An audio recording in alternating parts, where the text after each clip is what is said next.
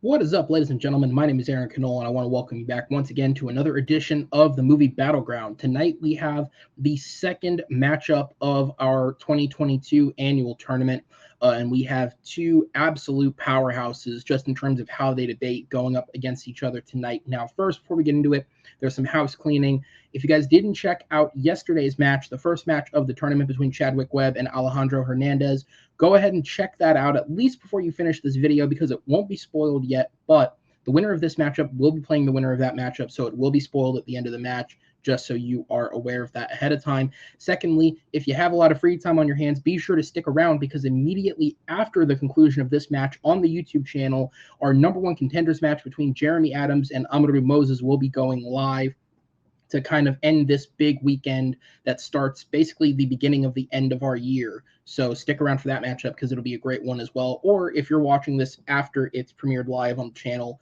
it's probably already there, so you can just go check it out as well. It'll be the next video on the playlist. But with that said, we have two big heavy hitters tonight, Jordan Owens and Jay Burnz, who fall in at the 8 and 9 seed of this tournament.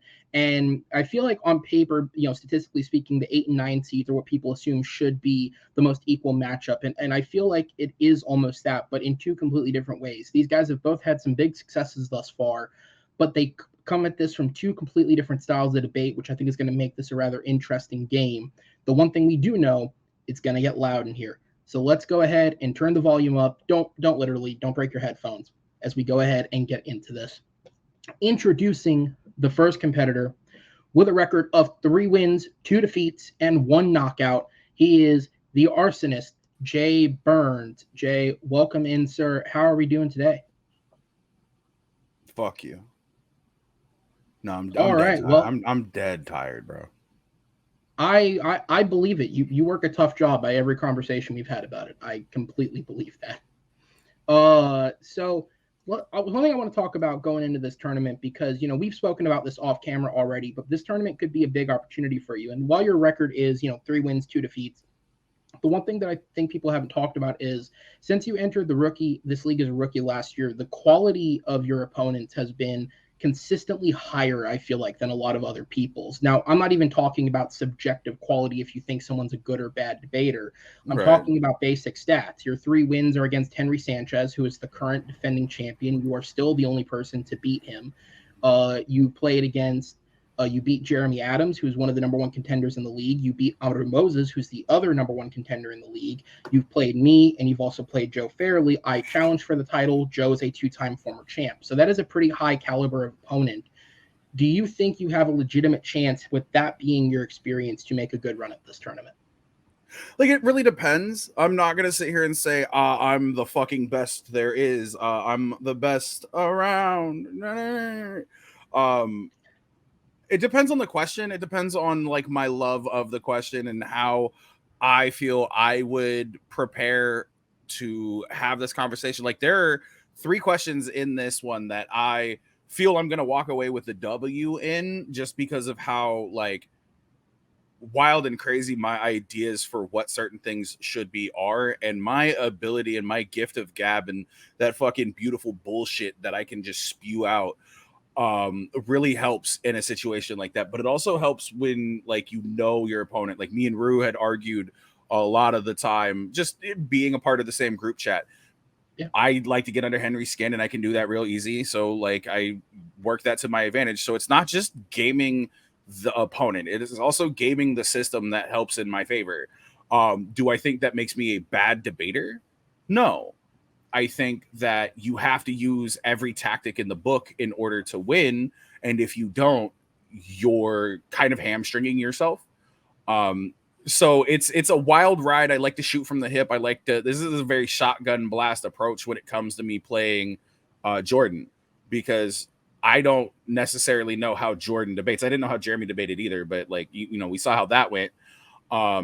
But I don't think that they have a similar debate style. I don't know. Like I said, I haven't watched any of Jordan's debates, but this is going to be fun. I don't like a portion of my record. That little number 2 right there shouldn't be there. Other than that, yeah, I'm here to have a little bit of fun. I'm going to try my best to not yell. But if I do, no, it's not because I am mad at you. It's because I am trying to stay awake. Understood. Drink as much whatever is going into your system as you need, I imagine, to stay awake.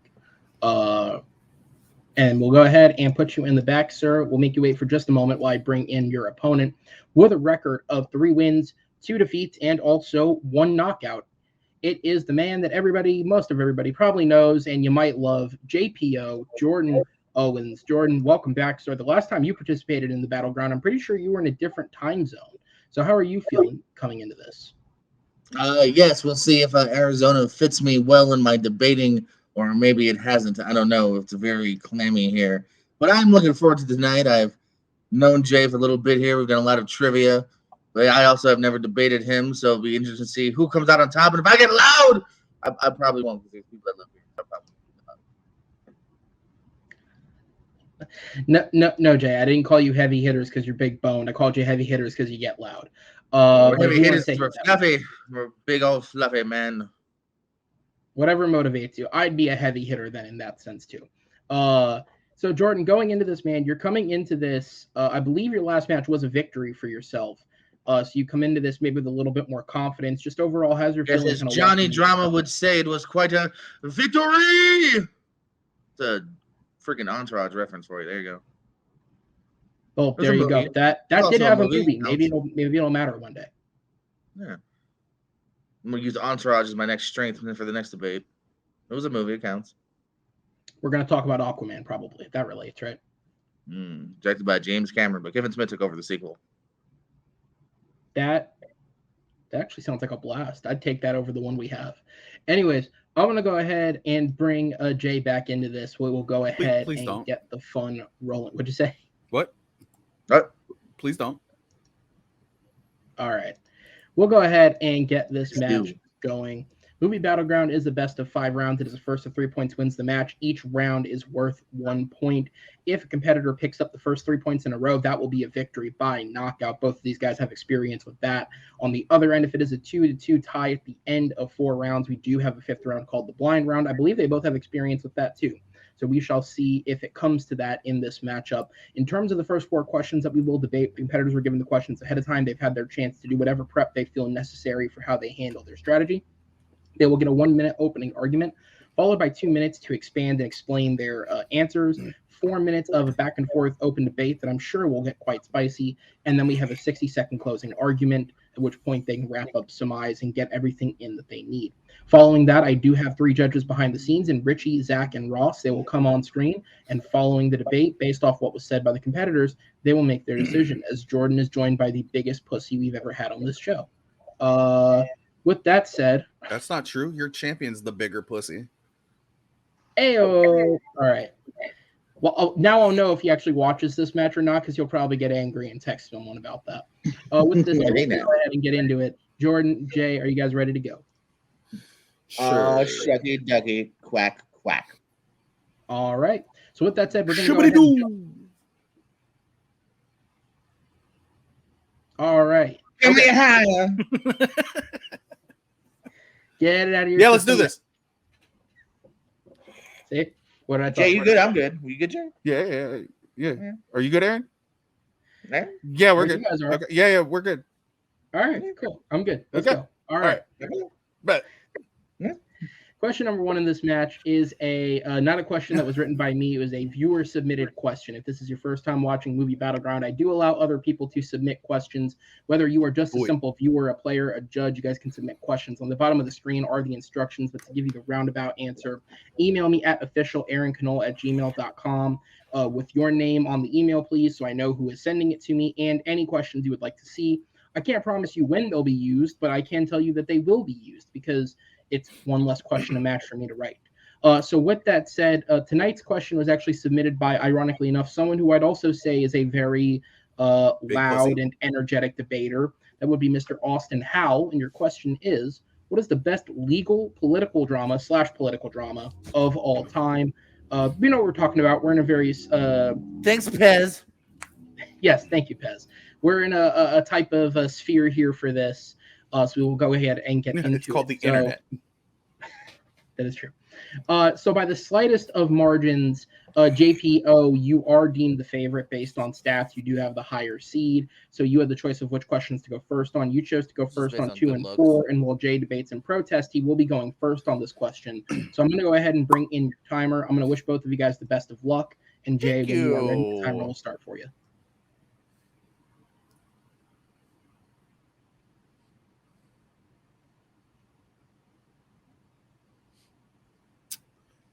When I think what is the best legal or political drama of all time, I look for the one that spoke to me when I watched it. I look for the one that like continuously is in the back of my head when somebody asks me a question like this. It's the reason why I chose what I chose. I chose 12 Angry Men because it's the best legal drama of all time. Like, it's super simplistic in everything it does, but it is moving, and it is the best and worst of humanity crammed into a room for 2 hours, talking about the one thing that means the most in this world, the life of somebody, and whether or not our legal system works the way it should. It's why I chose this movie. This movie sticks out. This movie should be taught everywhere. And I'll get into it a little bit more in the fucking freeform. I yield 2 seconds. All right. 2 seconds yielded. Jordan, over to you for 1 minute. So in this question, I may come across as the underdog because I am picking the movie In the Loop from 2009 by Armando Iannucci. And I know what you're thinking. Really, In the Loop versus 12 strong, angry, depressed men. But I'll tell you what, My Little Movie is the movie that could. My Little Movie is a movie that was made on a very small budget with a cast of slightly underdogs here. You got James Gandolfini and Peter Capaldi is what helped him kind of get into his bigger starring roles here. But it was the movie that could. It's the movie that got out into a wide release here in the U.S. that got an Oscar nomination because of just how good and how funny it is. Iannucci would go on to direct multiple episodes of Veep, a long-running political show here in the U.S., and it is hilarious. It's also a thinker. It makes you actually want to have discussions afterwards, and what I love about my movie is it's so accessible, and it's something that doesn't make you angry. It actually makes you want to talk and have discussions with friends, with family, and debate, but debate in a loving way, like I'm sure me and Jay will, with love. And time. All right, Jay, back over to you.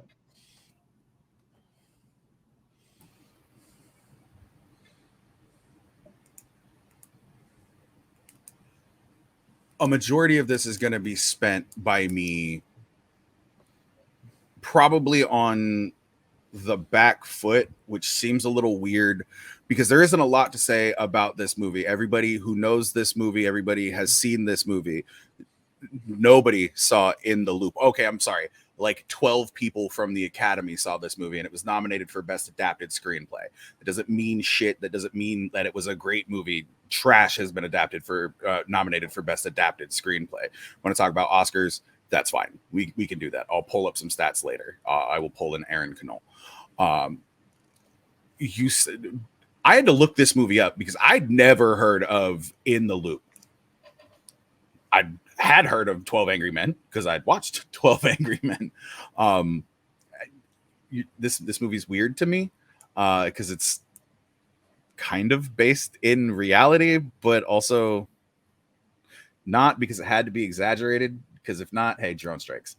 12 Angry Men, on the other hand, like I said in my opening 60 seconds, and that's really all I needed, was this is people from every walk of life who are getting together to decide whether or not somebody should be, a child should be found guilty of murder.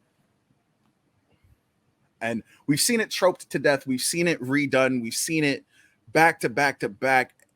And I think that just answers I think even the memeability and the tropiness of this lends to the credence that it is the best legal / political drama of all time.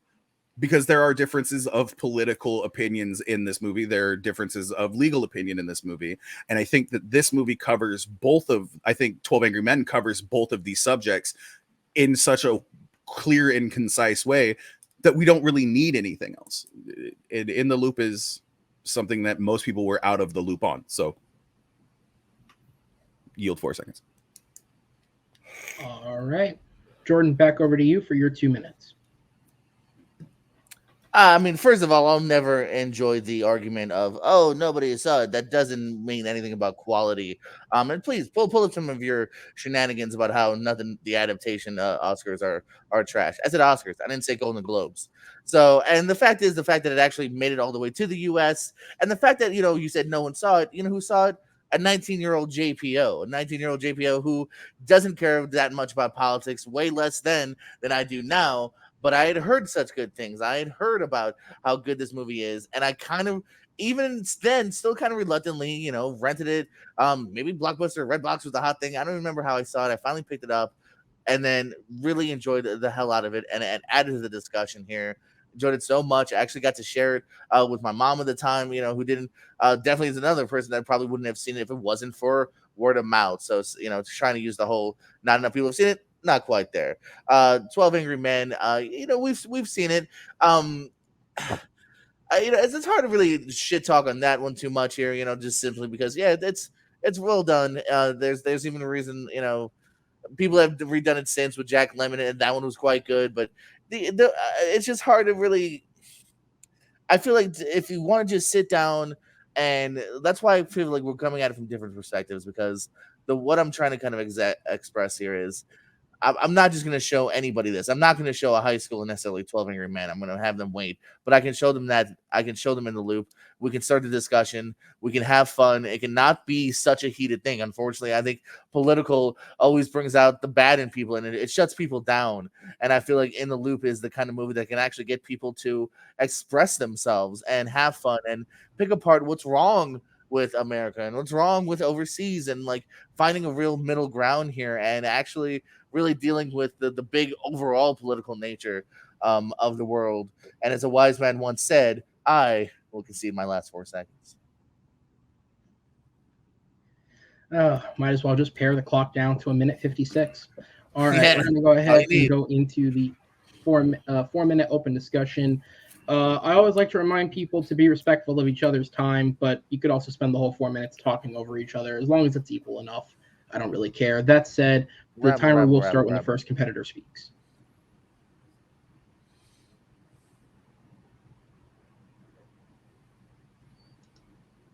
Jay, are you laughing because you're thinking of a hilarious scene from In the Loop? I know.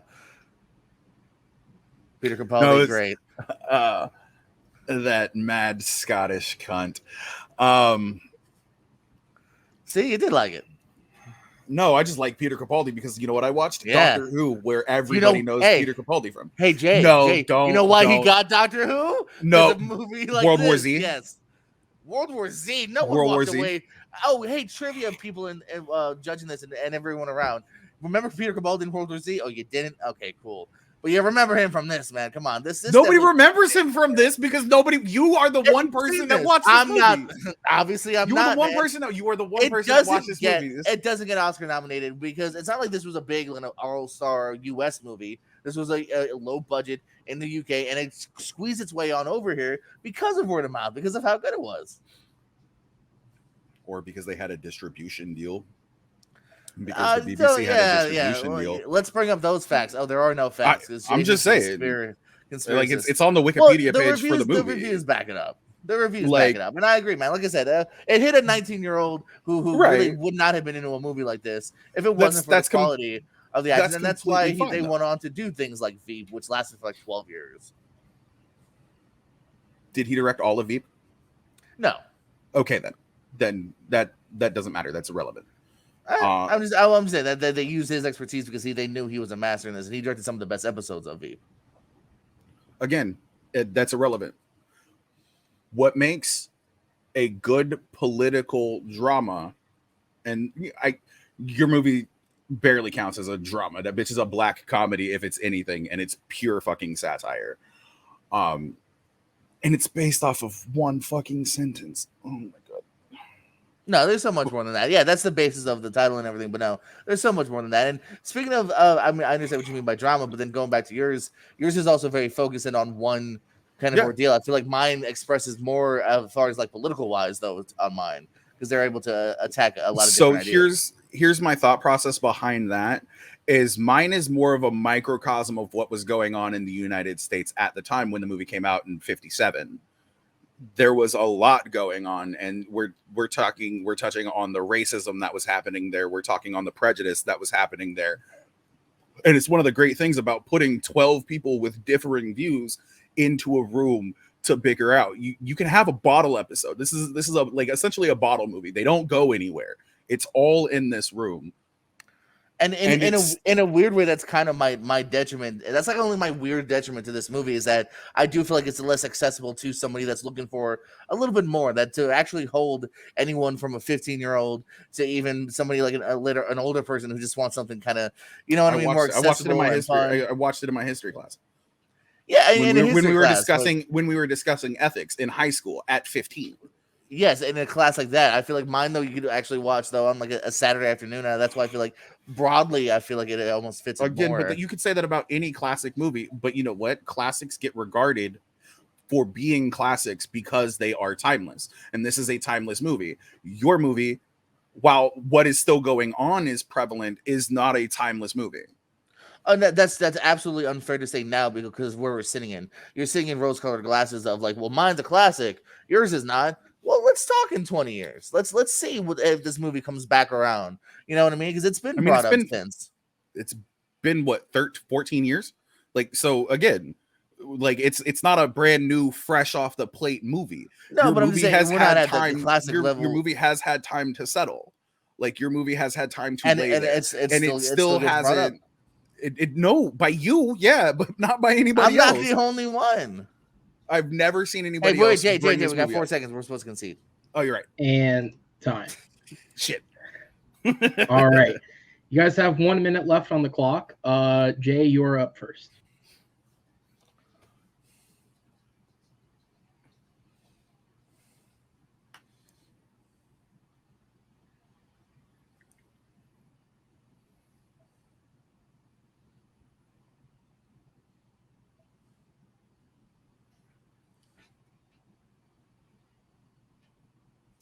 The American Film Institute calls 12 Angry Men the second best legal drama of all time. Now, I only bring that up because I said I would bring up some stats. That's just a fact. It is. JPO, my opponent here, would have you believe that because he watched this movie and it resonated with him, that there must be a contingent of people out there who talk about In the Loop incessantly. There isn't. But you know what? Every time there is a drama that happens in a courtroom, people bring up the conversations that must be happening while the jury is deliberating. And you know what they do? They bring this movie up. This movie is still so influential that it has transcended time. You want to wait 20 years? You should have waited 20 years before bringing this movie up. My movie came out in 57. Still getting talked about today. We're talking 60 plus years later. This movie is still getting talked about. Plus 3 Oscars. I yield my time. All right. Just getting under the 4-second mark there. Jordan, back over to you for the final minute.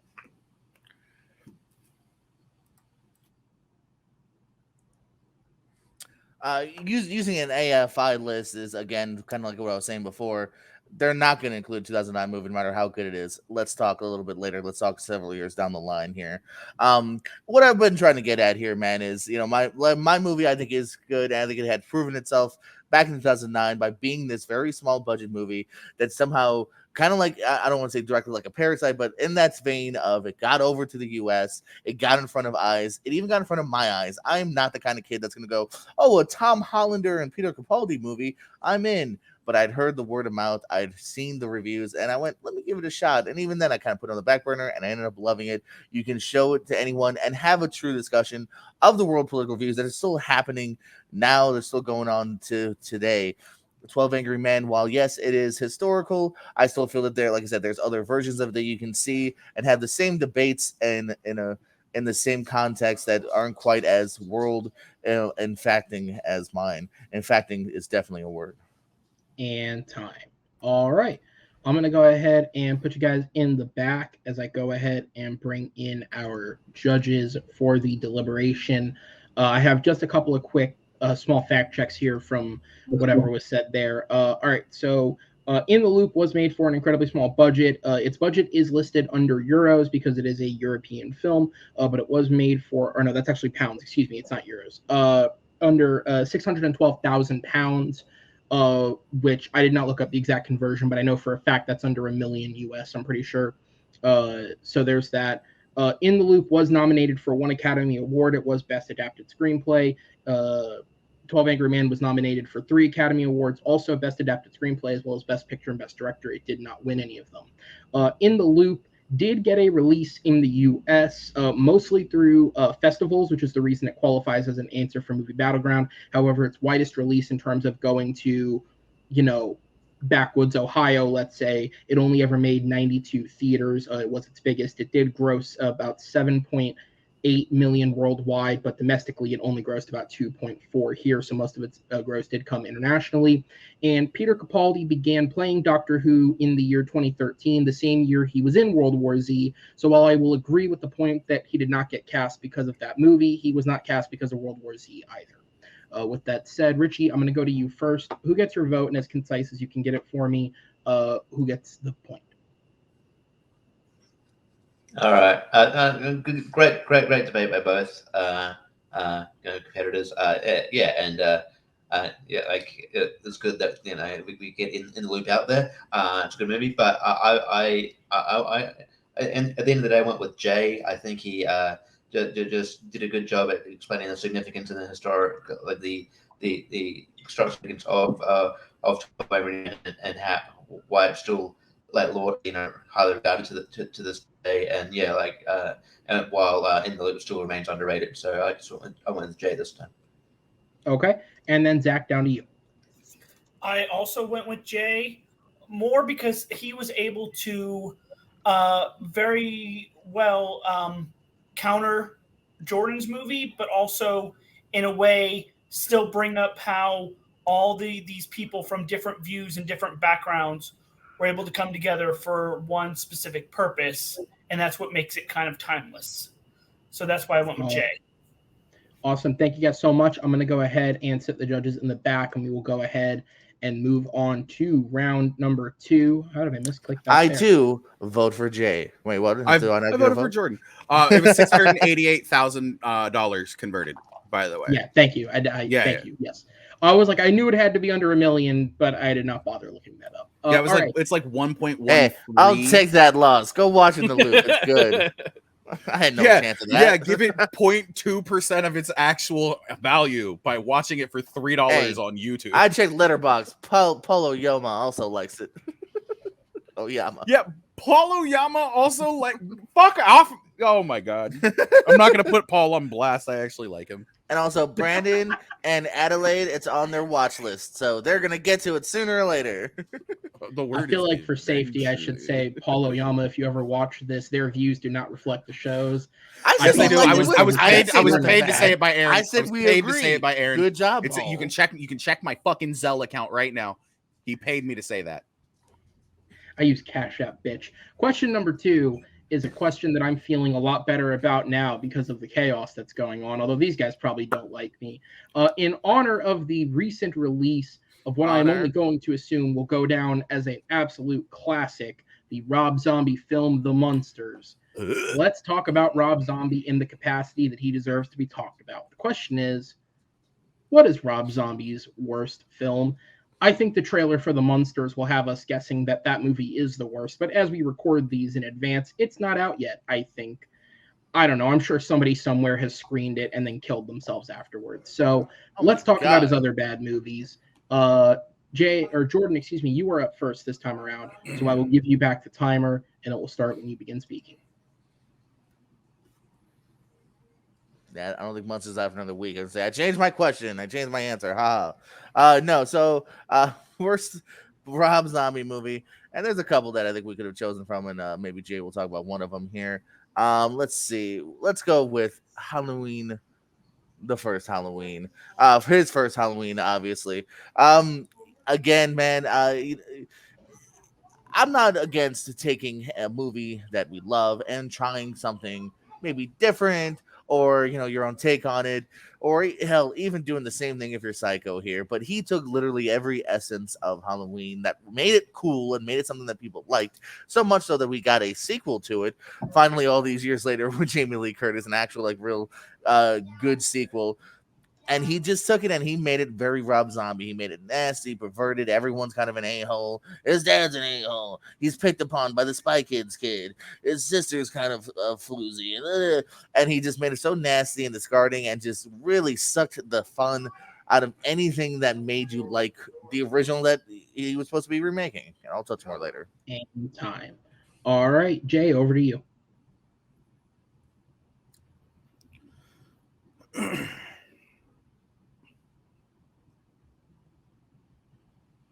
So we've got House of a Thousand Corpses. We've got Three from Hell. We've got that other one, The Munsters, that other one, that Halloween movie, like 2 music videos. And then we have the worst fucking thing that Rob Zombie has ever done, which is Halloween 2. It's not even the first one. The first one's actually kind of good. I'm not gonna lie. Like, as fucking disconjoining as that movie is, it's actually a decent watch. Halloween 2, however, is literally just the same bullshit over and over again with the story change just a little bit. This also goes to show why you shouldn't let musicians, no matter how much they're a fan of the Munsters, Dracula, or any other horror aspect, direct movies. Call it studio interference all you want. Rob Zombie's not the greatest director in the world, and this movie proves that he shouldn't have been given another chance. And time.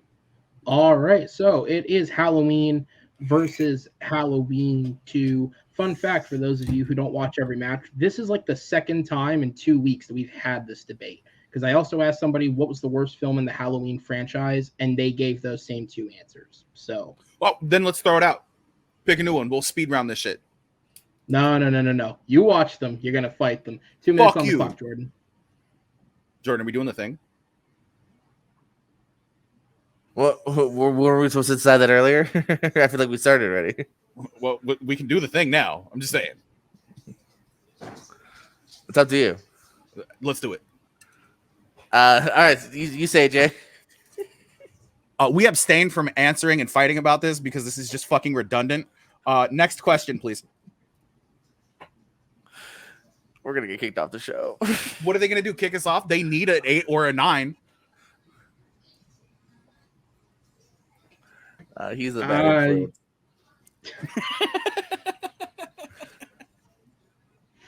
Like, actually, or Oh no, you want to give it a half-hearted shot, Jordan? All right, we can go so Aaron doesn't kill us. All right. All right, can you start my timer over again if you started? Worse than watching this movie did, but do you want me to skip the 2-minute segment and just go straight to the 4 so you can riff with each other? I don't give a shit. I'm good either way. I'm good with doing both. Either way. Either way works. Let's do it. Let's do it normally. We'll do legit. Just restart my timer if you start. All right, you're good. You'll get your 30 seconds. My 30 seconds, no, my minute. Or no, you haven't.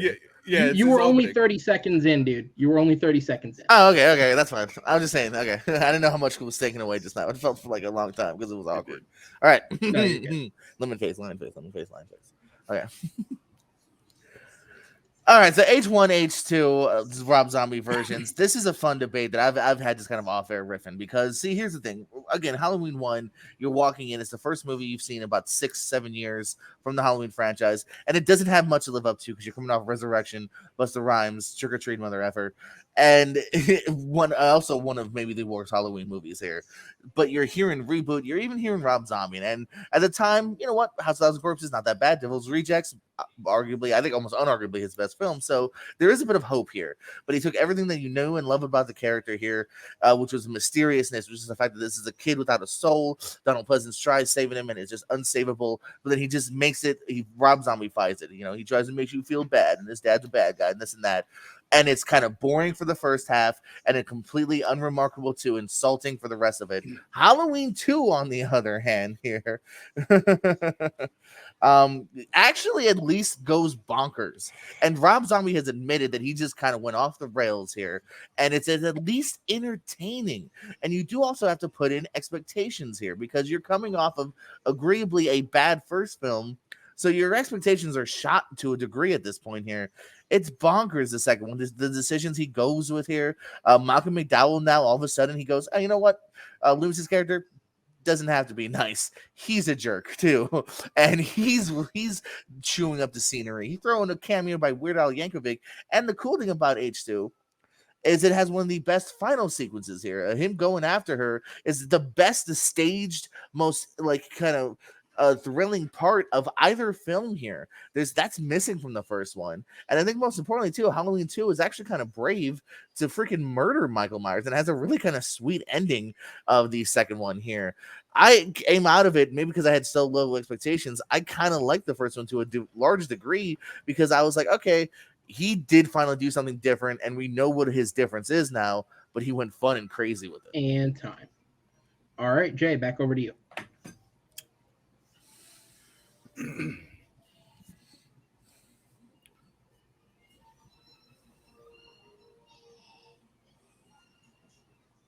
I think even knowing the story or the mythos of Michael Myers itself is irrelevant at the point when it doesn't matter what you do with the film, you are introducing a character. I do like the fact that they kind of introduced the asshole alcoholic dad whose dick don't work, the stripper mom played by Sherry Moon Zombie, the whore daughter, and the baby daughter. Like, we get it, you come from a broken home, but like there are better ways to show it, but at least you showed it. The second one, cool, now he's just haunted by visions of his mother. We get it. He was a little bit of a mama's boy. It's literally just a psychotic break. That's all the second movie is, one long uninterrupted psychotic break. It's Laurie dealing with her PTSD. It's Loomis getting stabbed, spoilers. It's Michael getting stabbed, spoilers. And it's another fucking Myers child in an insane asylum. We get it. It's not a cyclical story. Nobody picks up the mask of Michael Myers and becomes Michael Myers. Michael Myers is who he is. He is the serial killer. And the fact that you decide to take him out, regardless of if you didn't want to do a third one, and then like having Laurie put the mask on and then walking away and ending up in the fucking insane asylum, is not how you do that. It's not even a big fuck you to the fans. It's just a big fuck you to the fact that you don't want to direct this movie anymore. You didn't have to direct the movie. You could have just walked away, but you didn't. Instead, you decided to make this movie, which is just a hot pile of shit. Yeah, Weird Al Yankovic makes an appearance, but you know what? Danny Trejo didn't deserve to die the way that he did, and that's what made me emotionally invested in the fucking first one, okay? Why? Because Danny Trejo didn't fucking deserve that shit. He was the only person who was actually nice to Michael Myers. Fucking Loomis wasn't nice to Michael Myers because he wanted to understand the psychology behind him. He was happy and he was nice to him because he wanted to be a fucking book writer. And time. All right, you guys have 4 minutes in the open discussion. Starts when you begin speaking. You just added to my movie with the Trejo part because that's good. What I'm saying is that makes it a good movie. That's what makes it good. Is that's what gets you emotionally invested. You see characters like that, and then you see them die, and that made me emotionally invested. It made me mad, but I was emotionally invested in that. Emotionally invested in a movie doesn't mean that it has to be a nice emotion. His two scenes at the beginning, you're not that invested. Yeah, he's kind of nice, and then it's over with here, man. You have a lot more. You even mentioned about the character development with the leading lady in the second one here. That's at least, you say you don't like it. It's something different. At least he's willing to do something different in a brave, interesting way more than anything from the first one here. It's not something different, though. It's literally just every other Halloween movie. And his first one is the most cliched. You mentioned the family. It's such a cliched. Everyone's bad to him. That's why he's mean and he kills animals first. Like, it's hammering you over the head with all these horror cliches as to why is he evil? Because it's an Here's why. origin He story. spoon feeds you. You know, yeah, You but that need- was you know you he need killed you the need cool that. mysterious. You don't need that. Hence You why the first do one need works. that. Hence why the one we all love and go back to works, because it's just about a kid that is just he's just evil to be evil here. But And now here's Rob Zombie go, no, let me spoon feed you why he's evil. His sister's not nice. His because dad's not nice. psychology has Everyone's changed written over the same. years. He is such a sloppy if he I don't remember if he even is the writer, but whoever he does have to write his movies, there's such a sloppy writer here. At least the second one here, you play around with the visions. I was fine with that. At least you went somewhere else that we haven't been before, and it wasn't in such a grating way. And it has the most interesting scene of either two. The final scene here, the first one, there really are no memorable scenes here. It's just grittiness. And of course, you have the rape scene in the first one here, which just shows you the kind of directing that he makes. The actual theatrical release is more interesting because it shows how powerful Michael is. But no, that's not what Rob Zombie wants. He just wants you to cringe and feel bad and spoon feed you. And the second one here, yes, he went a little crazier with it, and at least that makes it watchable. You can definitely get a group of people on the couch for that second one and have a good time versus the first one where I think someone would ask to watch another Halloween movie, even including Resurrection. So my thing about it is you said that's what makes the first one work when you started that little tangent that you just went on. So you're not doing anything but bolstering what it is that I'm saying. You're supposed to say that 1 is the worst film. I'm supposed to say that 2 is the worst film. You are the one who is bolstering the fact that Wait, go back. What? That was literally what you. That's literally. It's what you just said. Like at the very beginning of your speech. Anyways, what I was saying is, I would rather have. I don't know what I'm talking about. I would rather have a movie. I'm not going to be derailed by this. I would rather have a movie that. You're the one trying to say. I said something. I don't remember. I would rather have a movie that allows us to see the origins of a character. And yes, psychology has changed. We get it. Sometimes people come from a broken home and they turn out well. Sometimes they don't. I want to see that. That's what makes that interesting, instead of him just being hey, there's a fucking screw loose. No, my dad was an abusive piece of shit. My mom is the only stripper in the strip club who doesn't have her tits out in the movie. Like there's just a lot of weird shit that goes on in both movies. But you know what? They break it down, the psychology of a child murderer, a murderer who started as a child. They show you the dead animals. They show him plotting all of those. And you know what? Some of them are sloppy. Him murdering his dad is probably the sloppiest thing he did, but that was literally just like, if a behavioral analyst looked at it, that right there was a crime of passion. Also, who allows somebody to fucking work out and get super jacked so they can throw somebody 18 feet into a wall? Stop that. That right there makes it just like, it's weird, but it's one of those things where you actually fucking like it. Whereas the second one, again, just a drug fueled fucking PTSD trip. Sorry. Shuck, right. drop PTSD. So we have 1 minute left.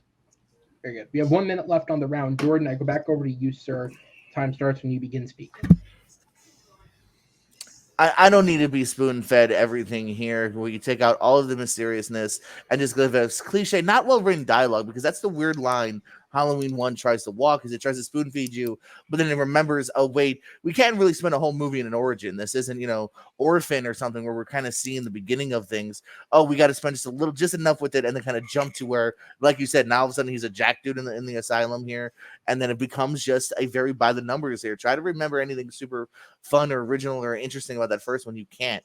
The second one here, he goes, okay, I got a sequel. Let me do some interesting things here. And you have a way more interesting Malcolm McDowell here. You have a way more interesting final scene between him and the leading girl. And I think a brave ending here, and actually something different, and a characters, and it tackles things that we haven't seen from any other installment of the franchise here. And again, it's just so much more entertaining here. Even if you look at it from a crazy drug fueled perspective here, it's a film you can watch and have a good time with. And time. All right, and Jay, you get the final minute of the round.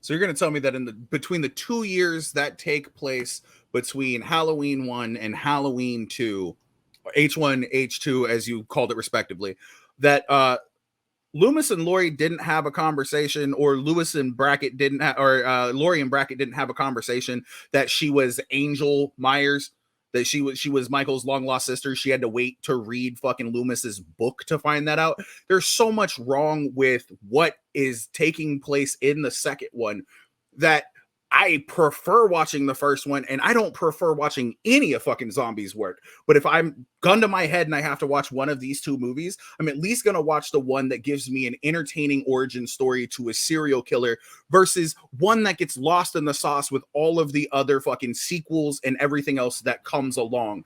There's not an original thought in the second one. At least we get something that's clear and concise with the first one and that makes it entertaining. There are more emotional moments in the first one than there are in the second one. The second one's just weird. And time. All right. Never thought I'd hear gun to my head and lost in the sauce in the same argument, but there we are. I'm going to go ahead and put you guys in the back and bring the judges in to figure this one out. There's not a lot to fact check because let's be real, Rob Zombie's work is not worth fact checking. So I'm just going to go ahead and throw it over to Zach. Who gets your vote, and what was the main point that sold it? I actually am going with Jordan on this one. He more sold the second one being better than the first one, more because he said the first one is definitely more of a cliche that you've seen many times, and the second one is just more entertaining. And for that, I went with Jordan. Okay, and then Ross, I'll go down to you. Based off what the competitor said, who gets your vote, and what was the selling point? Actually, Jordan does. Like for the reasons that like Zach said about like if the second one actually does something new. The first one is the cliche, and then so yeah, Jordan gets my argument. And like actually if we're being honest, the first Halloween actually made me feel unclean. I hated it too. All right, guys, thank you so much. I'm going to go ahead and put you in the back and bring the competitors back in. So we will go ahead and move on to question number 3, which is a happier question. Guys, I apologize. I put you through the ringer with that one. Let me give you a question that maybe you can have a bit more fun with, because as the video game movie genre continues to expand, the one thing that they're missing is a great film. Let's just be real here. I mean, there's a couple of really good ones now. I think the Sonic films have been pretty solid. Detective Pikachu was a decent film. I don't know how good an adaptation it was, but it was a decent film. Tomb Raider wasn't that bad. Yeah, we're kind of missing. I mean, the remake. The originals are a little too cheesy for my own taste, but they're not horrible either. You played the first 2 Tomb Raider games? The reboots or the old ones? No, the old ones. No, I have not. Oh, then you don't get to speak on the movies. Yeah, that's fine. I don't like any of them. Anyways, so let's get these two gentlemen here to pitch us some video game movies. The question is, if you could adapt your dream video game, that says you, but it's meant to say your dream video game into a movie, what would it be, and who is your director of choice? Now, I do want to remind the competitors that with questions like this, all I asked for clarification from the competitors was the game and the director, which is the information they've both provided. Past that, any other specific details they bring were to their discretion, so don't necessarily rate them on one aspect or who said more information. It's all about the overall package. Who do you think is delivering the better product? That said, Jay, I'm going to give it over to you, sir, because you're up first on this one. The timer will start when you begin speaking.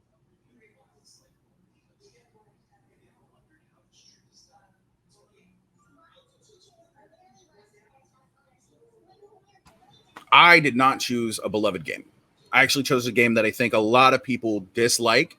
And I think that they're wrong personally. I love the game's storyline. I love the choices that you get to make in this. And there isn't a choice that you make in this game that doesn't affect the end narrative. I chose Cyberpunk 2077. And maybe a surprising director, maybe not. We can get into it later.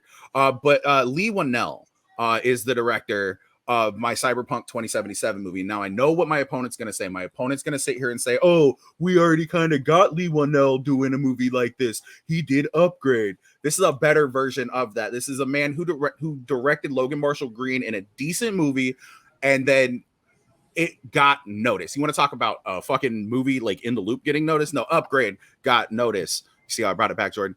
And I'm gonna break this down a little bit more in my 2 minutes, but 2077, directed by Lee Whannell. And time. All right. Jordan, back over to you, sir. Alrighty, so I went with a video game. Again, I'm going for that little bit, maybe an underdog, but if you know it, you love it. Indigo Prophecy, also known as Fahrenheit, depending on where you live at here. Kind of like Jay said, it's another game that it depends on your choices. That's where you lead your character here. And I went with David Fincher as my director here because I think he's a man that fits that mood greatly here, as well as really understanding a big character piece here. Because that's the thing about this. When I play this thing here, this was like playing a great Stephen King novel here, because you have a supernatural element in here. You have, your character wakes up and he's just killed somebody, but he's not a bad guy as far as he knows, as far as he remembers. And one of the first decisions is, hide the body, run. And it's like that. And I think David Fincher would fit that mood greatly here. You find out so much more about the character throughout the game and now what would be a movie here. And I just think it's ripe and about time for a movie like this to either hit the big screen or even, yes, go to Netflix and have multiple choices. And time. All right. So we have Cyberpunk 2077 versus Indigo Prophecy. Jay, back over to you, 2 minutes.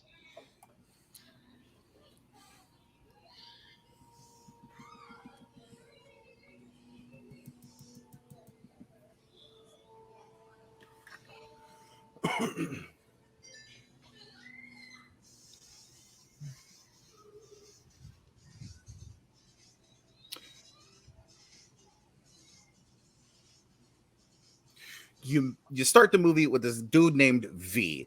That's all he's known as. He's known as V. He's meeting up with this dude to smuggle something into Night City. Night City being the ultra capital and capitalistic center of the West Coast. We get this gritty, neon, vibrant future filled with corporate greed and extortion and stepping on the little dude. And it's a story of a man who will do anything to make it big, to become not necessarily famous, but to make a name for himself, doing the one thing that he knows how to do well: smuggle, steal, and kill. And along the way, he gets upgrades to his body. He can choose these cybernetics to add to himself, to make him a better runner, to make him carry more, to aim better, to disable people. He can hack minds. So if you want something like a psychic, you can have that. I think this is a playground that deserves a movie, if not a set of movies, because there's so many stories. V meets up with his buddy. And oh my goodness.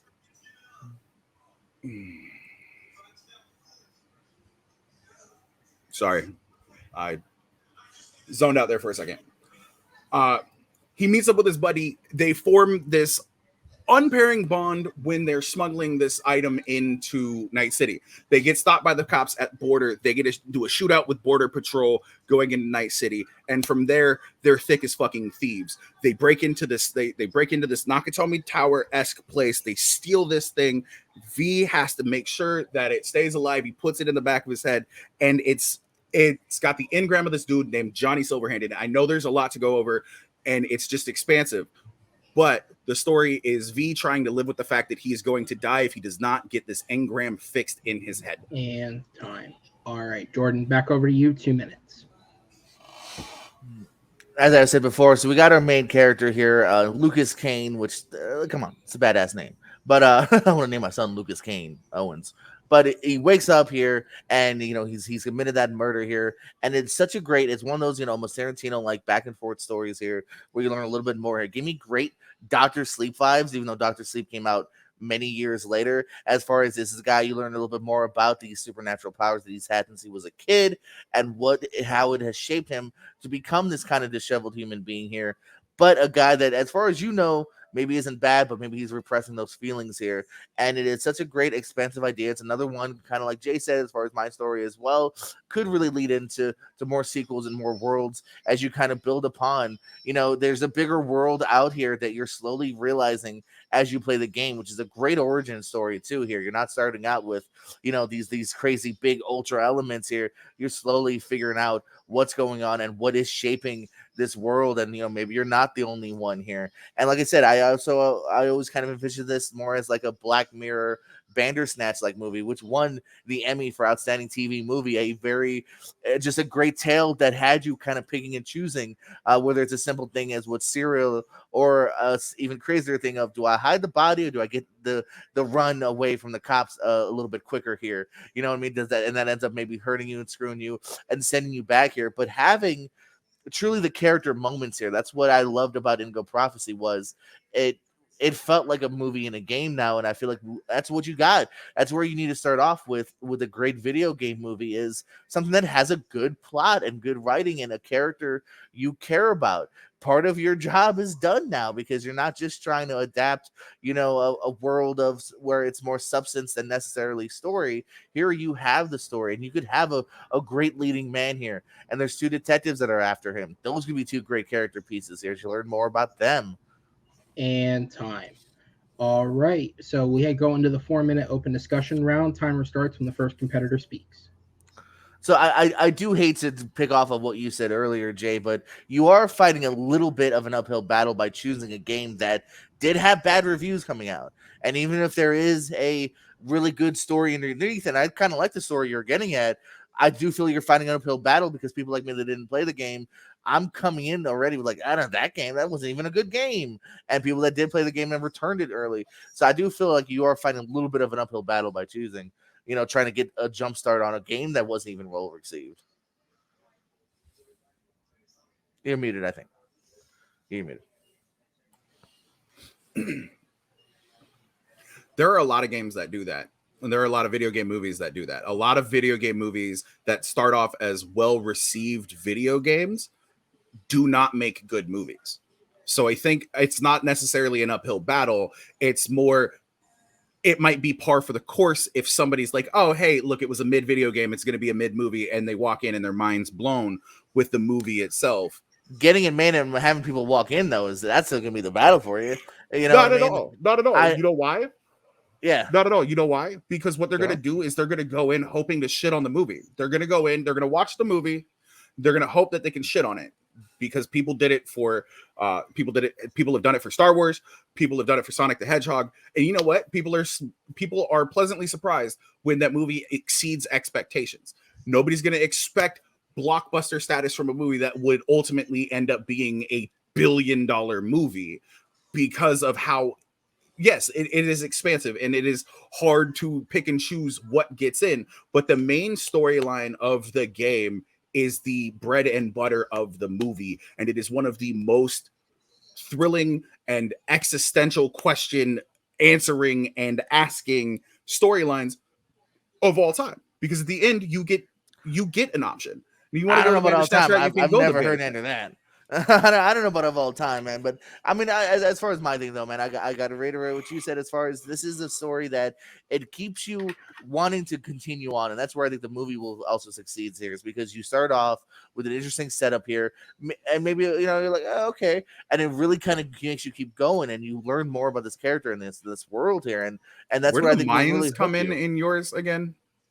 You say mimes? No, Mayans. Mayans. Oh, that depends on. I don't remember that level. Was that on later?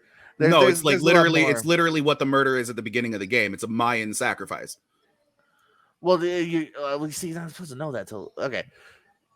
I'm starting off where I think the movie would begin. Is what I'm going at. Okay. You're starting off in the cafe. I'm starting off as an individual who has played the game, knowing what happens. I'm expecting. I'm expecting information. I'm building more. I'm just saying, like, we're going off about certain scenes here, and that's why I said, just like your game, you could choose from a lot of different aspects as to where you want to go here. Mine is going on the character here, because that's what snatched me into the game. Is figuring out where it's going. Okay, like, that's cool and all. Don't get me wrong. That's 100% cool. I don't hate a lot of that. What I do hate is the fact that this game was essentially nothing but, hey, press this button, interact with that, press this button, interact with that. And there's no real, like, rich story or like no, not at all. That's why dialogue it was. That's completely false, because that's what you're right. As far as this being the most interactive game ever, no, it's one of the more recent games where it's about character and it's about story. That's why it's going to make a good. It's why it's going to make it. Yeah, and this was one of the ones that led that. They were going to make if they were going to make Indigo Prophecy, they would have already made it. But you know why they didn't? That's because not it's necessarily not a good story either. No, that's where the bread and butter 100%, comes from. And that's why Cyberpunk this at least got an anime and it's getting we'll talk soon, you son of a bitch. All right, we're gonna go on to the 1 minute closings. Jay, you are up first.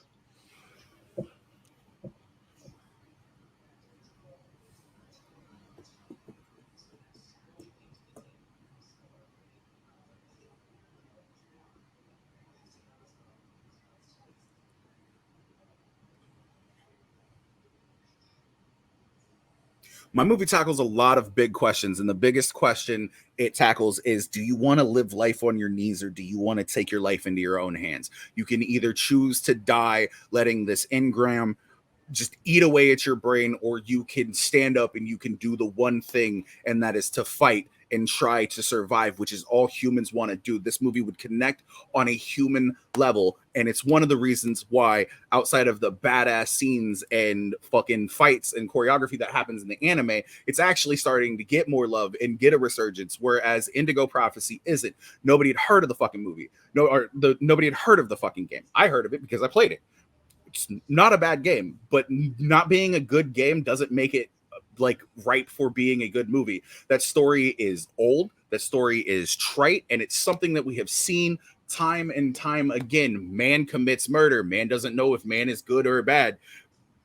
My movie at least is about your fight for survival and choosing what to do with your life. And time.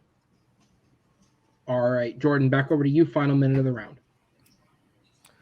Mine already has a built-in audience that knows it's coming from a great game with great writing and won awards for writing. So to say the plot or anything wasn't good, that's what made this game popular. Again, it's what got it in front of eyes and views and got it a wider U.S. releases, because the writing was here, and that's how you make a good movie. It's by having the writing go first. It is not the most interactive game because you are sucked into being this character and learning more about this world and this guy's journey here. Cyberpunk, you are fighting uphill battle from adapting a video game that people thought failed, that people returned. So now you already are walking in, or not even walking in. People are just gonna maybe bootleg it to see if it's bad. No one's gonna pay to see this movie here. And you talk about mine being a cliche. No, mine you can watch 20 years ago, 20 years from now, and it's about the human element here, like a Dr. Sleep, about learning who you are, where you stand in this world. While yours, we've seen yours, Alita, Battle Angel, and Terminator. We've seen that futuristic world where it's just ripping off of Blade Runner and other things before it here. Mine is more humanistic and something you can attach to. All right. Another great round, guys. I'll go ahead and put you in the back and bring the judges in for the deliberation. So the couple of quick fact checks here to run through.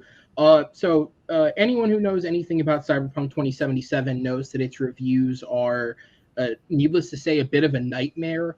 For starters, the review scores are heavily skewed depending on what platform you're looking at it on, because the reviewers who reviewed the game initially before it came out were given only so much of the game to review, and it was specifically the parts of the game the developers wanted people to play in order to skew reviews. In fact, because of the amount of practices that CD Projekt Red went through in order to try and cover up the game's flaws, it's actually going through a class action lawsuit right now. Excuse me. However, in terms of when you actually get into the reviews and read them, while the game was criticized heavily, depending on what platform you were playing it on, for its actual technical aspects and the amount of stuff that was promised but not included in the game, the story of the game is one of the things that has been heavily praised. In fact, it's the only thing I can consistently find that is being praised. And the highest scores for this game do match some of the higher scores on Indigo Prophecy's ratings. So in that aspect, it has been well reviewed. But again, reviews for this game are a bit of a nightmare because of the process that it went through when it was first released. That is just kind of a fact. However, both games do have good reviews. Indigo Prophecy's reviews fall somewhere consistently around the 85% mark, which is a pretty high review for a game, all things considered. Also, Cyberpunk actually just recently received some form of adaptation in the form of Cyberpunk Edge Runners, which is a 10-episode anime that was released to Netflix. That ties into the game itself, and that was well received. Although obviously, I imagine a film by Lee Whannell is not going to be an anime. It does show that it has been adapted into something. With that said, though, that's really all there is. Everything else they were pretty dead on about. So I'm going to go ahead and go to Ross. As concise as you can hit it for me, based on what was said, who gets your vote? Actually, this time I'm gonna go with Jay. Jordan was winning until now. Like he said the words, his already has a built-in audience. I never even heard the game, and then like Power Rangers and Pokemon have this huge built-in audience too, and then nobody went to go and see it. So built-in audience is important, but sometimes you just can't get them to go. So Jay wins, based on that. Okay. Richie, down to you. Who gets your vote, and what was the main selling point? Yeah, I'm also gonna go with Jay here. I think Jay did a good job at, trying to building why the story would be important, and I think he counter argued Jordan really well, especially with the uphill battle argument. I think he did a good job at expressing what why it's why it'd be that sort of fresh and new, and but yeah, I hadn't heard of Indigo Prophecy till now, but I kind of want to play it. So yeah, but they both win in my book, but officially Jay. All right. Well, guys, thank you so much. I'll go ahead and sit everyone in the back and bring the competitors back in, as we will go ahead and move on to question number 4. And the only segue I could use, gentlemen, I feel like you'd both agree with me to some extent here, is we're going to move on to a director who probably shouldn't ever direct a video game adaptation. I can't think of one that would fucking work. It'd have to be a really Chessmaster. Pikmin. Chessmaster. Or Go.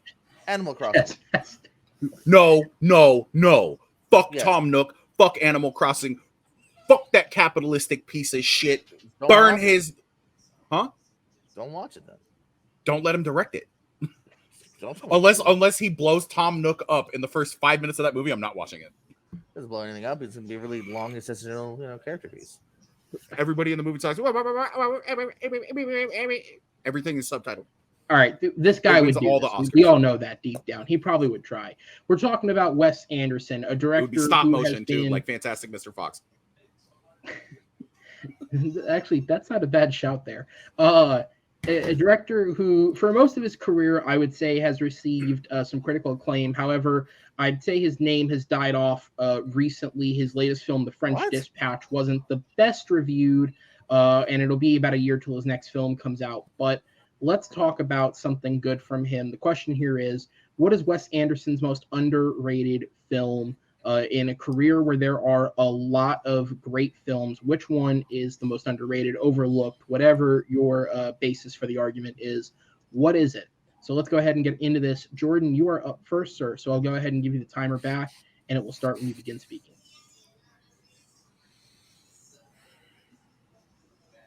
So Wes Anderson is an interesting director, man, because this is somebody I started off that I thought I could feel why some people aren't into him. They're a very polarizing guy based on you seem to either be a huge fan of his, or I've even seen plenty of people in the community that are like, oh, they hear that name and they're a pass. I started off kind of as in a pass because I did feel like it was just kind of whimsy and out there. I don't really like Royal Tenenbaums a lot, Life Aquatic. I think in recent years, though, I think he has really found a really great middle niche and has found a good way. Not only has his directing grown here and his eye for detail, which has started off always pretty decent and has just gotten better here. I'm going for Moonrise Kingdom. I guess I should say what movie I'm going for. I felt like this one was the most kind of grounded but still beautiful, and obviously a Wes Anderson way here, man. He gets another great eclectic cast here, as he does for most films that he's had in the last few years. Every piece, and even if they're a small scene, it's used to such beautiful, I feel like, perfection of this coming of age drama that I just absolutely adored.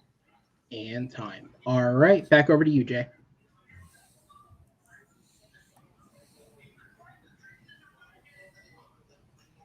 I, for one, think that Wes Anderson's most underrated movie is Alien versus Predator. Wait, shit. Different Anderson. I, for one, think that Wes Anderson's best movie is Mortal Kombat. Different. No, Jay. House of the Dead. No. That's you bowl. That's I not know. you bowl. No, I think that Wes Anderson's most underrated film. Sorry, I was going for a little bit of a bit because I always confuse the Andersons. Wes Anderson's most underrated film to me is his first film, and it's Bottle Rocket. I mean, we're talking about just this wacky fucking wannabe heist movie that, you know, nobody even talks about at this point in time. If you ask most people who aren't just giant Andersonites, what Wes Anderson's, you know, name Wes Anderson's first movie, you know what everybody's gonna say? Fucking Rushmore. People know what Moonrise Kingdom is. Nobody talks about Bottle Rocket. And time. All right, we're gonna go ahead and go into the 2-minute portion. Jordan, back over to you.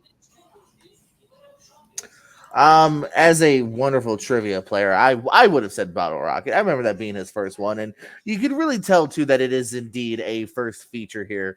You know, you get it, that early whimsy here of Wes Anderson, and I think it's kind of rightly rated here. It's a thing that helped kind of jet set him off a little bit here, made people take notice of him, and even some of the cast members as well here. But it's about rightly rated here. It is definitely his most least interesting looking picture as well here. You know, it was kind of learning the grooves here. Moonrise Kingdom, I just feel like it was unfortunately one of those ones where it just kind of fell in a bit of a gap from other movies that he was making here. And while it got a little bit of acclaim here, I feel like now you look back on it and people, you know, will shout out something different like a Grand Budapest Hotel, or even like in a Isle of Dogs here. And I kind of want to go back to the one that I think had the most beautiful human element of the two young kids and everyone surrounding around him again. I mean, even Bruce Willis giving a really great performance here, where you can tell when he's synced in, man, you can tell he's kind of synced in. And I think this was the first great one too that put him, to me, I don't want to say on the map, because obviously the dude was already on the map here, but like Darjeeling Limited was okay. I actually like it more than most. Fantastic Mr. Fox was great, but in a different way. And this was the one where I think it truly kind of came home here and has now been kind of lost a little bit more in the shuffle here, and people need to kind of go back on, because I just think it's the most well written and one that you can fall in love with and enjoy the whimsy, enjoy his kind of character arc, enjoy the detail of the camp. With Ed Norton, with everyone involved in it, but also to just really feel it. You know what I mean? This isn't like the last one you mentioned, which feels like a movie. It feels like almost a stage play kind of film. That he's trying a lot of different things and short stories here, and some are better than others here. And Adrian Brody's kind of wacky. In this one here, everyone's kind of came to play in the right way and really attaches your heart and mind all at once. And time. All right, Jay, back over to you, sir.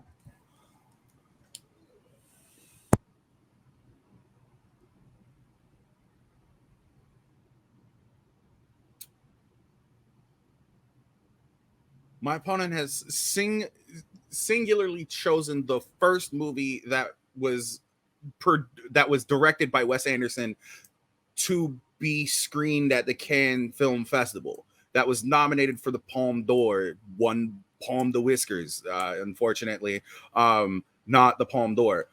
It literally received rave reviews. It was in the running there for a little bit for Oscar noms. My opponent has chosen the one movie that has gotten probably the best critical response by this director. Underrated to me does not mean any of those things. I think underrated in terms of just overall thought process, not even necessarily. I know Aaron hates when this happens. Box office. I'm gonna bring up box office just real quick, and we can get into it in the fucking 4 minutes. Your movie made $50 million. My movie made $568,000. And you know what? Everybody hasn't, like, not everybody has heard of my movie. Everybody has heard of your movie. Like, yeah, would Grand Budapest Hotel be mentioned before this? Yes, but you know what? This is a close second, if not a close third, of the 12 movies that this guy has directed. Bottle Rocket is at the very bottom of that. And yeah, you can say that it's a very freshman approach for a director because it's his first movie. But you know what? That first movie got him a second movie, got him a third movie, got him all the way to Moonrise Kingdom, which got a lot of love. Bottle Rocket got love, yes, and it got him that second movie because of what he did. But it gets lost by the wayside because of the better movies that have come out, and everybody forgets to talk about what started it all. And the fact is that he has created and produced more art that has a longer longevity than this one, that continues to get talked about more than this, and that's why this film is underrated. All right, and that is going to be time. We're going to go into the 4-minute open discussion. The timer will start when the first competitor speaks. Hi, buddy. I can play the my opponent game too, Jay. Well, my opponent chose his most earliest film because that's how you go with underrated, because it's the earliest one, so people talk about it less. Yeah, that's just how time works. It's his first movie, and there's a reason to a degree why it's talked about less, because the guy has grown both with his words, both with his vision, and with his cast here. You're 100% correct. Cast. Yeah. You're 100% correct. He said concede the rest of the 3 minutes and 57 seconds. You're correct. Yes, he has grown as a director. His vision has grown. To tell you the truth, I personally love The Life Aquatic with Steve Zissou. But you give me a movie with Bill fucking Murray in it, and I'll fucking watch it. That movie's not underrated. Neither is Moonrise Kingdom. Moonrise Kingdom. You talk about box office though. You know what came huge? Grand Budapest Hotel 173, because again that goes to the statement less that than I made. 70 million. That goes to the statement that I made. It's like number 2. I didn't say that it was number 1, but being number 2 on the list of the 12 movies that this guy has made doesn't make it an underrated movie, because number 1 made so much money because of a movie like this. So a little bit now, I heard that was pretty good, and let me go see this now. And it's kind of continued to build, and now people kind of remember just Budapest, and they kind of forgot what got them to Budapest here. Like I said, Bottle Rock is a lot of fun here, but I just feel like it's very rightfully rated. It's what got him noticed. It's what got even Owen Wilson got a little more hype for it. But there's a reason why I feel like I feel like now if you go back right now today, you put that in, you'll enjoy it, but I think you'll enjoy it to a very way less degree, because you'll go, oh, okay, this is amateur filmmaking. This is a good but not great fully realized movie. Well, I think Moonrise, I just think is the perfect, like you said, of some Oscar buzz going on, and there's a reason. And now I still think, but if it's mine's way more recent, has been forgotten just as much as yours, which came out back in the 90s. If it's fully actualized, you're making my argument for me when it comes to that, though. No, I'm not. Yes, you are. No. Because if it's fully actuated and it's fully realized that yes, he has moved on and he has become a better director. Yes, that means that he is going to get more accolades by all rights in the definition of the word. That makes Bottle Rocket the more underrated film. No, that's not true. Your film has garnered. I still feel like people talk about yours almost as much as mine all these years later. Despite mine just being a better movie, critical response that was absolutely. She's never seen Bottle Rocket. Okay, sorry, we got to debate on it. We got to debate. But I know, but okay. But what I'm saying is, even by the actual definition of the word, my film is the more underrated of the two. Your film is the culmination of what started with Bottle Rocket and started with the short film that Bottle Rocket is based on, and worked its way up, and it's garnered response. I'm not saying that he couldn't have made Bottle Rocket if he was at the level that he made Moonrise Kingdom. And we can play this whole recency thing, but we learned in the first one that doesn't necessarily work. It is timeless. I would say recency by the fact that I feel like Bottle Rocket gets its due. I feel like you put it in now, you'll like it almost as much as you did back in 97 or whatever. And but you would rate it less. Thing. But you would rate it under. You would rate it under what you would have rated it when it came out. You would say, people, I like this as much as I did back then. Don't put words in my mouth. I'll talk about it 10 years from now. I'm talking about words in my mouth. And a lot. I'm putting words in a lot of mouths. And there's a reason why we'll talk about it the same way in 10 years from now. Well, I think Moonrise Kingdom, I feel like if you were to revisit it now, you'd go, oh shit, man, I remember how good and how great this is. That's underrated versus Battle That's Rocket. not underrated. Yeah, that's pretty good. That's literally the antithesis of what underrated is. How? But you going, oh wow, this is a lot better That's than even literally I giving it remember. a claim. That's literally giving it high No, if praise you were and a to watch high underrated rating. means I almost forgot about it. No, we're attacking under. No. Yes. Does that work? Yes. Yes. No. And time. All right, we're going to go on to the 1 minute closings. Jordan, you are up first, sir, when you begin speaking. Bottle Rocket was a great introduction to Wes Anderson here. But again, it's I think it's only reason you could call it underrated is because we're so many years past. And you might every once in a while go like, oh yeah, that's a decent flick. Let me go back to that. Oh yeah, that was enjoyable here. But that doesn't make it his most underrated film just because it's his oldest. I feel is the only reason why you can try to make that argument here. Moonrise Kingdom, I think it's just the perfect antithesis of it was great. People talked about it for a minute, and now we're kind of past that, and now we're kind of thinking about other things here. But you go back to it and you go, this film holds up as much, if not the most hold-upable film of his career when you actually get to go back to see it here. Not enough people are doing that, hence making it underrated here, making it his most full-fledged film that I think has the looks, has the cast here, and it has the feels as well as the laughs that he has built upon, making this from the get-go a better movie here, but then sadly and also an underrated movie of his because I don't think enough people go back and think of this. I feel like if you say his name, you'll say different things. You'll say Rushmore before you say something like this. Time. All right, and back over to you, Jay, final minute of the round. There's a lot that goes into Bottle Rocket. Okay, we haven't really talked about the movies. We talked about whether or not a movie is overrated or underrated.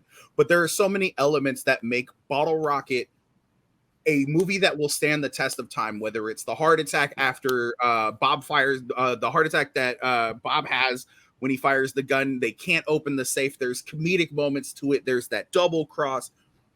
There's the fact that like they're planning a heist throughout this entire movie.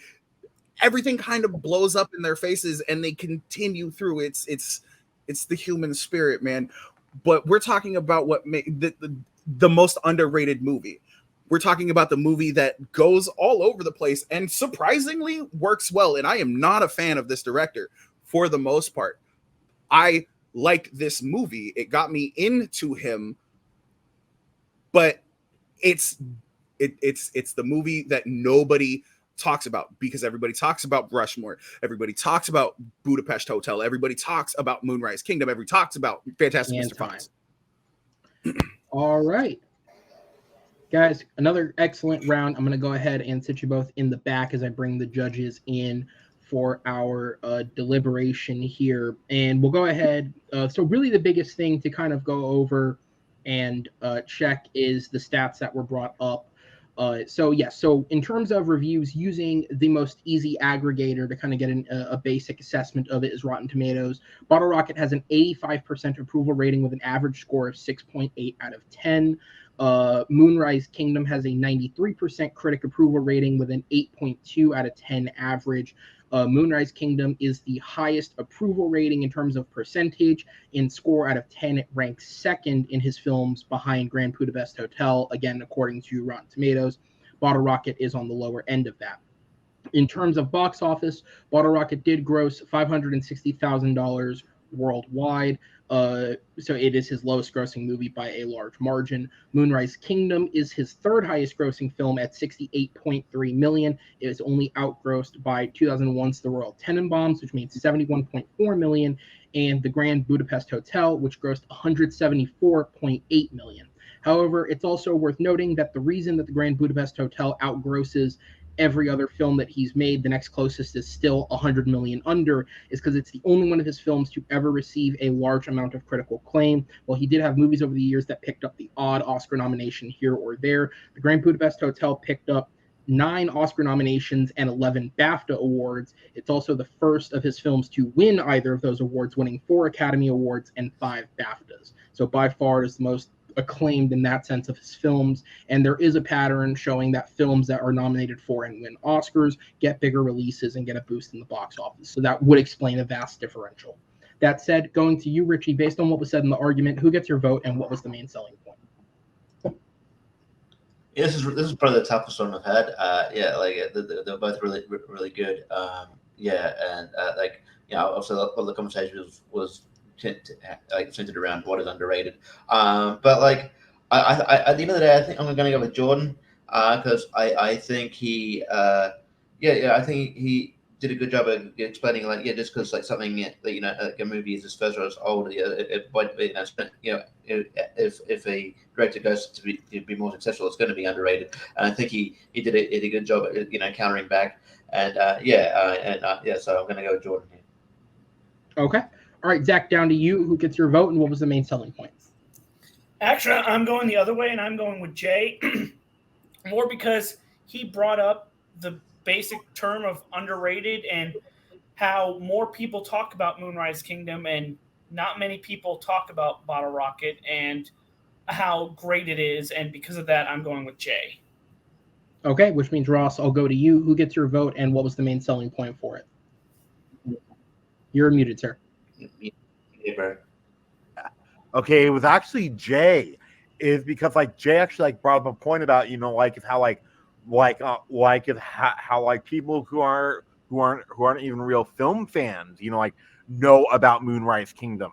My dad, who doesn't care, I use my dad as a judging factor, is because like he knows about Moonrise Kingdom. He doesn't know about Bottle Rocket.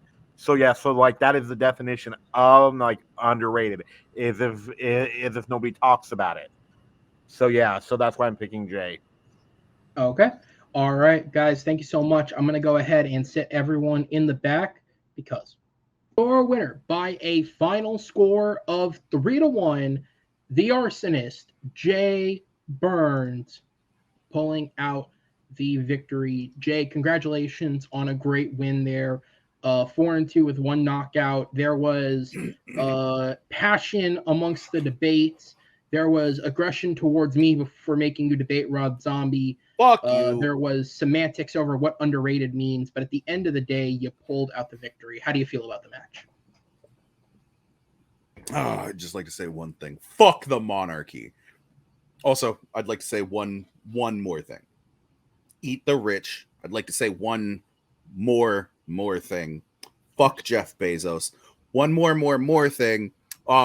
It only cost like $1,200 to build a guillotine. One more thing. Sorry, I should have said PS, but I'm not on that mind frame right now. Eat the rich. Fuck it. They don't taste good. It's fine. Watch Fried Green Tomatoes. We can make barbecue. I'm good with a good barbecue. Eat the rich. Fuck the monarchy. Fuck Jeff Bezos. Only cost $1,200 to build a guillotine. I'm just saying. And I for saying that, I am now on a no-fly list. That's not true. The government doesn't watch this, just like everybody else. There are only true live viewers. Hey, fuck you, all right? I get decent. There we go. I get half decent viewership numbers on like half of these things. Wait, was this live? Not technically. It says live, but it's being, yeah. All right, so let's talk about your next matchup because you are moving on to the next round of the tournament. Okay. I'm so looking forward to that. Is it Chadwick Wes? It is Chadwick Webb. That is who your opponent will be. He took out Alejandro Hernandez, and you will be taking him on in the next round. What are your thoughts on that? I don't know why, but somehow Chadwick Webb taking out Alejandro seems racist.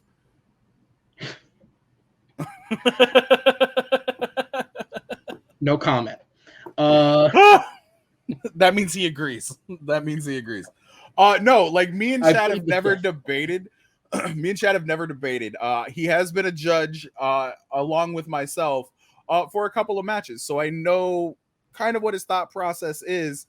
My man's just a little milquetoast. So like, I don't know. It'll be fun. I hope a Harry Potter question comes up. I hope another video game question comes up. I hope I never hear the name Rob Zombie and best or worst movie ever. Fuck you. You don't want either no, of those fuck or you. in the same sentence? Ever. Okay, best Rob Zombie film. I'm going to make a mental note. Well, Jay, fuck the monarchy, eat the rich, and we will see you in the next round of the tournament, sir. Take care. Fuck Jeff Bezos, fuck Walmart. Eat the Ritz. Oh yeah, I'm Guillotines I'm only cool cost with fucking $1,200. Guillotines only cost $1,200. Remember, you can do anything you set your mind to, unless it's beat me in a debate because fucking Henry couldn't do that. Jordan couldn't do it. You don't count. That was bullshit. And I only lost to Joe because he's got a fucking funny accent. That's the only reason. It's because that man is a fucking Bond villain. That's not true. You do have a funny accent, but it's not as funny as Joe's. And it's the only fucking reason he won is because he's a goddamn James Bond villain. I'm coming for my. And we're going to cane him out of the screen. I'm going to go ahead and bring in his probably more gracious opponent. Although I will say that was less loud than the last time Jay played. So thank God he won because I don't want to see what that looked like if he lost. Jordan, it was an excellent effort from you, sir. I think you had some interesting answers and some great points out there tonight. You seem much more nonchalant. How are you feeling? No, less. So what I need is an accent. Is what I'm getting. Right? I need. Oi! I'm here to do the battles. Okay, you should edit that out because that was horrible. So I won't do an accent because oh no. But no, man, I had fun as always here. I know Jay's a great debater, good trivia guy as well. So I was looking forward to this one here. Wish I'd maybe get another point bringing into that tiebreaker over round, but I didn't quite get there. But hey, I love that Rob Zombie question. Why? Because it's the one I got. That's fair enough. Somebody has to love Rob Zombie, right? There's a reason they keep letting Sherry him does. It's the only reason she's working. Are we sure, or are we sure it's just not transactional? Because she keeps getting starring roles because of this. Well, that's what I'm saying. You know, she loves him at least because, you know, he's booking her in a high-profile role, so. Yeah, all right. Stick to Halloween Horror Nights appearances, dude. Stop making movies. I do like him as a person, though, man. You ever hear him in interviews? Like, I dig him as a person, you know? Yeah, that's fair. I'm sure Uwe Boll's a nice person too, but he's not a fucking good filmmaker. Anyways, Jordan, so in terms of your time in debate, as with unfortunately everybody who is bowing out of the tournament, your season is finished. 3-3 with one knockout is kind of the record that you've accumulated over our first real my favorite number stretch 3 since we relaunched the show. Your favorite what? My favorite number 3, twice. There you go. You got 2 of them. Jordan, in your time since we did it, since we restarted this, you know, you've had some tough opponents there. You know, you've taken on, obviously, Chad, who went on to challenge for the title. You took on Jeremy Adams, who's now one of the number 1 contenders in the league. You've had your fair share of tough opponents, but you pulled out some good wins. So I guess my question would be, you know, how do you feel about your time so far? Are you looking forward to coming back next year? Just what's your general thought? No, absolutely, man. I think there's things I can definitely work on. Prep is something I need to definitely focus more on, actually really kind of getting better thoughts as to why against people here, and even for myself too, and on both levels here. I think I need to double up on my prep a little bit more here because I kind of go into it just trying to go by heart, and that doesn't always pay off. So definitely kind of work on my prep. But I'm looking forward to being back. As you mentioned before, I fought Chad. I have fought obviously just Jay seconds ago. So I'm looking forward to seeing that match. Good luck to both men here. That's going to be a good one. So yeah, definitely looking forward to being back. Good luck with the rest of the tournament and all those that are involved. Absolutely, man. Always a pleasure to have you here, sir. I'll go ahead and sit you in the back, and we will see you next year on the Battleground, sir, as I sit you back. And yeah, another excellent match, a really interesting match between these two tonight, but I think it's exactly what I would have wanted and a little more. I can now say that we've had a protest mid-match, like an actual protest. It was excellent. But Jay does walk out with the win. He will move on to the next round of the tournament, and already we are seeing some heavy hitters, some hard debaters in this league go up against each other. And yeah, this tournament is going, I mean, that's the point of this, right? It's supposed to be the best players in the league. So we're going to continue to see that evolve. Next Saturday will be the next tournament match that goes up, and it is another excellent match. It is going to be between our number 5 seed, Alex Martinez, taking on the number 12 seed, Dr. Spaceman, Alan Shepard. Sure to be a very interesting match. Again, another set of opponents that I think come at this in 2 different ways. So I'm curious to see how they approach that game. But be sure to stick around, guys. Again, immediately following the end of this match, and maybe give or take a few minutes, we are going to have the number 1 contenders match, our tournament finals from our summer mini tournament, Jeremy Adams versus Amadou Moses, going up on the channel. So stick around, check it out. On behalf of my competitors, Jay Burnz and Jordan Owens, congratulations to Jay and a great performance from Jordan. For my judges, Ross, Richie, and Zach, thank you guys for being here. Please be sure to rate the video, drop a comment, interact with the channel, subscribe for more if this is your first time here. And on behalf of myself and all my fellow producers at Movie Battleground, we will see you next time. Take care, everybody.